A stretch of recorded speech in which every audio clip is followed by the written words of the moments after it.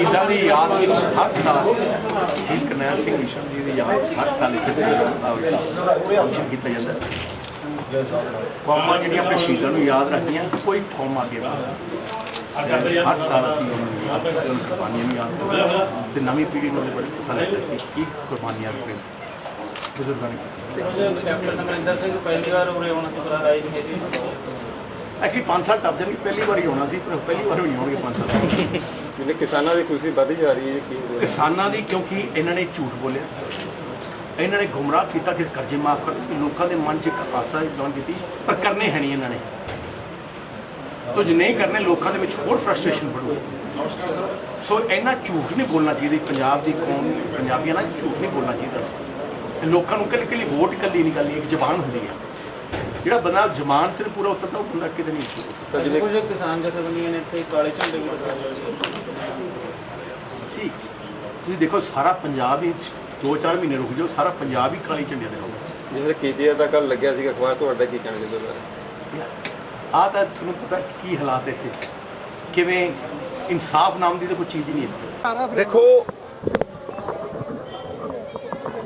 यह जी भी स्थिति है चिंतन करने वाली स्थिति ना सिर्फ कर्जे माफ करना लेकिन कर्जे चढ़न ना देना जड़ तक पहुंचना take away the cause and the effect will cease जिहड़ा रूट कॉज है इस प्रॉब्लम का उन्होंने सॉल्व करना असी हक कमेटी बनाई है ਉਹਦੇ 'ਚ इस गल का भी चिंतन हो रहा भी किसान नूं पेमेंटां चैक द्वारा हो क्योंकि चैक द्वारा फिर वो जवाबदेही हुंदा है ਉਹਦੀ ਕੰਪਾਊਂਡਿੰਗ ਨਹੀਂ ਹੁੰਦੀ ਦਾਮ ਦੂਪਤ ਦੀ ਗੱਲ ਚੱਲ ਰਹੀ ਹੈ ਵੀ ਜੇ ਕਿਸਾਨ ਲੱਖ ਰੁਪਏ ਦਾ ਕਰਜ਼ਾ ਲੈ 2 ਲੱਖ ਤੋਂ ਵੱਧ ਮੋੜੇ ਨਾ ਕਿਉਂਕਿ ਇੰਨੀ ਕੰਪਾਊਂਡਿੰਗ ਹੋ ਜਾਂਦੀ ਹੈ ਜੇ ਲੱਖ ਦਾ ਕਰਜ਼ਾ ਲੈਂਦਾ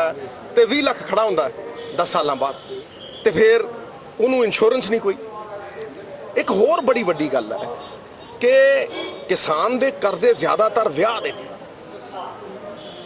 ਮੈਂ ਹੱਕ ਕਮੇਟੀ 'ਚ 10 ਵਾਰ ਕਿਹਾ ਵੀ 21 ਬੰਦਿਆਂ ਤੋਂ ਵੱਧ ਵਿਆਹ ਨਹੀਂ ਹੋਣਾ ਚਾਹੀਦਾ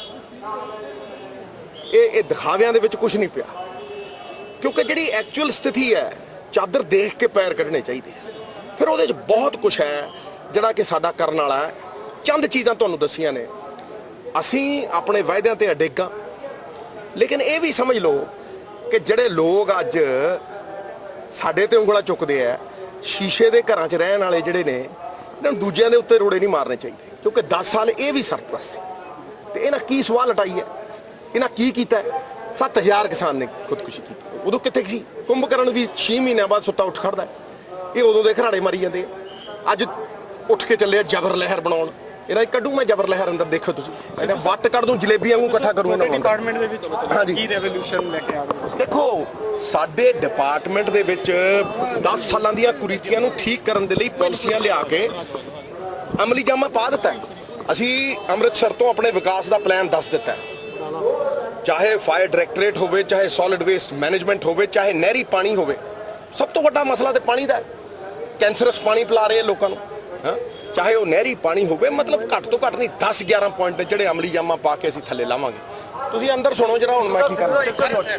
ਸਿੱਧੂ ਚੰਡੀਗੜ੍ਹ ਦੇ ਜਦੋਂ ਅਕਾਲੀ ਦਲ ਇੱਕ ਮਿੰਟ ਦੇਖੋ ਉਹਨਾਂ ਨੇ ਛੁੱਟ ਦਿੱਤੀ ਸੀ ਉਸ ਕਾਂਗਰਸ ਦੇ ਵਿੱਚ ਆਏ ਨੇ ਉਸ ਵੇਲੇ ਵੀ ਇਹਨਾਂ ਨਾਲ ਲੜਦਾ ਸੀ ਉਸ ਵੇਲੇ ਵੀ ਬਾਦਲ ਦੇ ਖਿਲਾਫ ਭੁੱਖ ਹੜਤਾਲਾਂ ਰੱਖਦਾ ਸੀ ਉਸ ਵੇਲੇ ਵੀ ਇਹਨਾਂ ਨਾਲ ਮੇਰੀ ਇੰਨੀ ਉਹ ਖੜਕਦੀ ਸੀ ਕਾਂਗਰਸ ਸਰਕਾਰ ਬਣੀ ਨੂੰ ਇੰਨੀ ਦੇਰ ਹੋ ਗਈ ਚੋਣ ਮੈਨੀਫੈਸਟੋ ਦੇ ਵਿੱਚ ਜਿਹੜੇ ਵਾਅਦੇ ਕੀਤੇ ਸੀ ਕਦੋਂ ਤੱਕ ਪੂਰੇ ਹੋ ਜਾਣਗੇ ਦੇਖੋ ਉਹਦੇ ਚੋਂ 140 ਪੁਆਇੰਟ ਦਾ ਸੀ ਜਿਹੜਾ ਹੈ ਸਾਡਾ ਮੈਨੀਫੈਸਟੋ ਹੈ 5 ਮਹੀਨੇ ਹੋਏ ਨੇ ਤੁਸੀਂ ਇਹਨੂੰ ਇਹ ਨਾ ਲਿਖੋ ਕਿ ਇੰਨੀ ਦੇਰ ਹੋ ਗਈ 5 ਮਹੀਨੇ ਲਈ ਬੜਾ ਥੋੜਾ ਅਰਸਾ ਹੈ ਪਰ ਉਹਦੇ 'ਚੋਂ ਅਸੀਂ ਬਹੁਤ ਕੁਝ ਪੂਰਾ ਕਰ ਚੁੱਕੇ ਹਾਂ ਜਿਸ ਤਰ੍ਹਾਂ ਕਿ ਸਭ ਤੋਂ ਵੱਡੀ ਗੱਲ ਜਿਹੜੀ ਕੀਤੀ ਹੈ ਸਾਡੀ ਸਰਕਾਰ ਨੇ ਜਿਹੜਾ ਮਹਿਲਾ सशक्तिकरण है महिला एम्पावरमेंट है ਉਹਦੇ ਤੇ 30% ਤੋਂ 50% ਕਰਤਾ ਹੈ ਰਿਜ਼ਰਵੇਸ਼ਨ ਮਹਿਲਾ ਦੀ ਇੱਕ ਬਹੁਤ ਵੱਡਾ ਇਤਿਹਾਸਿਕ ਕਦਮ ਹੈ ਹਿੰਦੁਸਤਾਨ ਦੀ ਕਿਸੇ ਸਟੇਟ ਦੇ ਵਿੱਚ ਮਹਿਲਾ ਵਾਸਤੇ 50% ਨਹੀਂ ਹੈਗਾ ਸੋ ਦੈਨ ਤੁਸੀਂ ਦੇਖੋ ਕਿ ਅਰਬਨ ਏਰੀਆਜ਼ ਨੂੰ ਜਿਹੜੀ ਪ੍ਰਾਪਰਟੀ ਦਾ ਸੀਗਾ ਉਹਦੀ ਮੂਵਮੈਂਟ ਤੇਜ਼ ਕਰਨ ਲਈ ਜਿਹੜੀ ਰਜਿਸਟ੍ਰੇਸ਼ਨ ਹੈ ਸਾਰੀ ਉਹ 9% ਤੋਂ 6% ਤੇ ਲਿਆਂਦੀ ਇੱਕ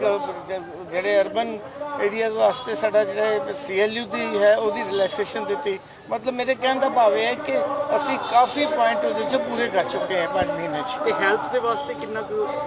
हेल्थ से बड़ा कंसर्न है ਅਸੀਂ ਮੈਂ ਤੇ ਕੈਪਟਨ ਅਮਰਿੰਦਰ ਸਿੰਘ ਜੀ, ਸਾਡੇ MLA, ਸਾਡੀ ਪਾਰਟੀ, ਸਾਡੀ ਗਵਰਨਮੈਂਟ, ਅਸੀਂ ਸਭ ਲੋਕਾਂ ਦੀ ਅੱਛੀ ਸਿਹਤ ਵਾਸਤੇ ਅਸੀਂ ਫਿਕਰਮੰਦ ਹਾਂ ਔਰ ਅਸੀਂ ਇਸ ਗੱਲ ਲਈ ਵਚਨਬੱਧ ਵੀ ਹਾਂ ਕਿ ਲੋਕਾਂ ਨੂੰ ਅੱਛੀ ਸਿਹਤ ਦੇਣੀ ਹੈ। ਕੀ ਬਿਮਾਰੀ ਹੈ ਮੇਰੇ ਡਿਪਾਰਟਮੈਂਟ ਨੂੰ, ਹਾਲੇ ਤਾਂ ਮੈਂ ਉਹੀ ਸਮਝਣ ਲੱਗਿਆ ਹੋਇਆ ਤੇ ਰਿਕਰੂਟਮੈਂਟ ਕਰਨੀ ਹੈ। ਪਿਛਲੇ ਸਾਲਾਂ 'ਚ ਕੀ ਹੋਇਆ, ਬਿਲਡਿੰਗਾਂ ਬਣਾ ਗਏ, ਇਕਵਿਪਮੈਂਟ ਖਰੀਦ ਲਿਆ, ਪਰ ਉਹਦੇ ਇਕਵਿਪਮੈਂਟ ਚਲਾਉਣ ਲਈ ਕੋਈ ਵੀ ਆਪਰੇਟਰ ਨਹੀਂ ਰੱਖੇ, ਕੋਈ ਟੈਕਨੀਸ਼ੀਅਨ ਨਹੀਂ ਰੱਖੇ, ਡਾਕਟਰ ਨਹੀਂ ਰੱਖੇ ਤੇ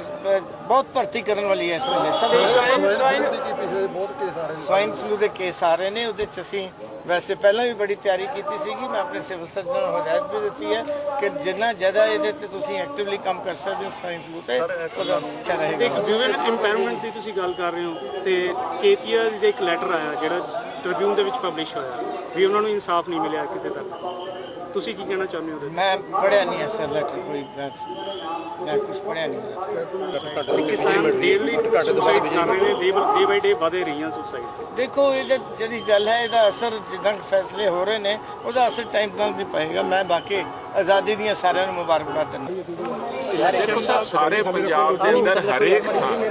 ਆਜ਼ਾਦੀ ਦਾ ਪਰਵ ਇਕੱਲੇ ਪੰਜਾਬ ਦੇ ਅੰਦਰ ਨਹੀਂ, ਸਾਰੇ ਹਿੰਦੁਸਤਾਨ ਤੇ ਹਰੇਕ ਜਗ੍ਹਾ ਤੇ ਮਨਾਇਆ ਜਾ ਰਿਹਾ ਹੈ ਤੇ ਹਰੇਕ ਡਿਸਟ੍ਰਿਕਟ ਹੈੱਡਕੁਆਟਰਸ ਦੇ ਉੱਤੇ ਜਾ ਕੇ ਸਾਡੇ ਮੰਤਰੀ ਸਾਹਿਬਾਨ ਇਸ ਲੋਕਾਂ ਨੂੰ ਵਧਾਈ ਦੇ ਰਹੇ ਹੈ ਤੇ ਲੋਕਾਂ ਦੇ ਨਾਲ ਆਜ਼ਾਦੀ ਦਾ ਪੈਗਾਮ ਸਾਂਝਾ ਕਰ ਰਹੇ ਹੈ ਤੇ ਆਜ਼ਾਦੀ ਦਾ ਜਿੱਥੇ ਪੈਗਾਮ ਅਸੀਂ ਸਾਂਝਾ ਕਰ ਰਹੇ ਹਾਂ ਉੱਥੇ ਜਿਹੜੇ ਸ਼ਹੀਦਾਂ ਨੇ ਸਾਨੂੰ ਆਪਣੀ ਕੁਰਬਾਨੀ ਦੇ ਕੇ ਆਜ਼ਾਦੀ ਦਵਾਈ ਹੈ। ਅੱਜ ਪਹਿਲੀ ਦਫਾ ਨਹੀਂ, ਬੀਸੜੂ ਦੇ ਇਸ ਮੇਲੇ ਦੇ ਉੱਤੇ ਅਸੀਂ ਮੈਂ ਆਇਆ ਇੱਥੇ ਬਹੁਤ ਵਾਰੀ ਇੱਥੇ ਆ ਕੇ ਇਹਨਾਂ ਨੂੰ ਸ਼ਰਧਾ ਦੇ ਫੁੱਲ ਭੇਟ ਕਰਕੇ ਲੋਕਾਂ ਨੂੰ ਯਾਦ ਕਰਵਾਉਣਾ ਵੀ ਆਜ਼ਾਦੀ ਦਾ ਮੁੱਲ ਬਹੁਤ ਮਹਿੰਗਾ ਚੁਕਾਉਣਾ ਪਿਆ, ਇਹਦੀ ਆਪਾਂ ਕਦਰ ਕਰਕੇ ਇਹਨੂੰ ਬਰਕਰਾਰ ਰੱਖੀਏ। ਤੇ ਜਿਹੜੇ ਸ਼ਹੀਦਾਂ ਦੇ ਪਰਿਵਾਰ ਨੇ ਉਹਨਾਂ ਵਾਸਤੇ ਵੀ ਕੋਈ ਕਾਂਗਰਸ ਸਕੀਮ ਲੈ ਕੇ ਆ ਰਹੀ ਹੈ? ਬਿਲਕੁਲ, ਹਰੇਕ ਦੇਖੋ ਸ਼ਹੀਦਾਂ ਵਾਸਤੇ ਜੋ ਸ਼ਹੀਦ ਜਿਹੜੇ ਹੁਣ ਵੀ ਜਿਹੜੇ ਸਾਡੇ ਫੌਜੀ ਪਰਿਵਾਰਾਂ ਦੇ ਜਿਹੜੇ ਸ਼ਹੀਦ ਸੀਗੇ ਉਹਨਾਂ ਦੇ ਬਹੁਤ ਸਾਰੇ ਪਰਿਵਾਰ ਪਹਿਲਾਂ ਬਾਦਲ ਸਾਹਿਬ ਦੇ ਦਰਵਾਜ਼ੇ ਮੂਹਰੇ ਬਹੁਤ ਦਿਨਾਂ ਤਾਈਂ 180 ਦਿਨਾਂ ਤਾਈਂ ਬੈਠੇ ਰਹੇ,